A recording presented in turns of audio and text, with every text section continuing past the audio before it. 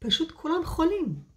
כולם סביבי חלו בשפעת, וממש בצורה מאוד מאוד חזקה.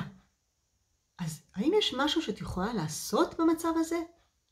אז תמיד אני אומרת, כדאי מאוד לתפוס, כשמשהו מתחיל, לתפוס אותו על ההתחלה.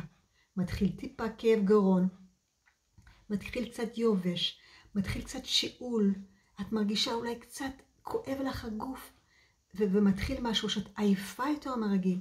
אז רגע לעצור, תעצרי ותראי מה את צריכה. לחזק את עצמך ולתפוס את זה על ההתחלה. ברגע שאת תופסת את זה על ההתחלה, את יכולה לעזור לעצמך לעבור את המחלה יותר קצרה והרבה יותר בקלות. אז יש הרבה דברים שאפשר לעשות. אתן מוזמנות לפנות אליי, אני אשמח לתת לכם עצה, אחרת זה יהיה ארוך מדי.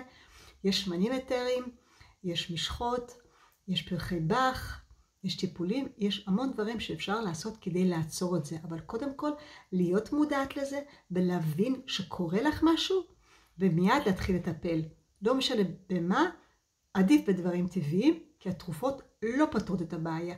אם יש לך חום ואת מורידה חום עם תרופה, בעצם את עוצרת את הגוף מלעשות את מה שהוא צריך לעשות. הגוף לא סתם מעלה חום, הגוף לא סתם משתעל. יש סיבה לכל דבר. אז אם יש לך שאלה בנוגע לזה, אז תשלחי לי ואני אשמח לעזור לך.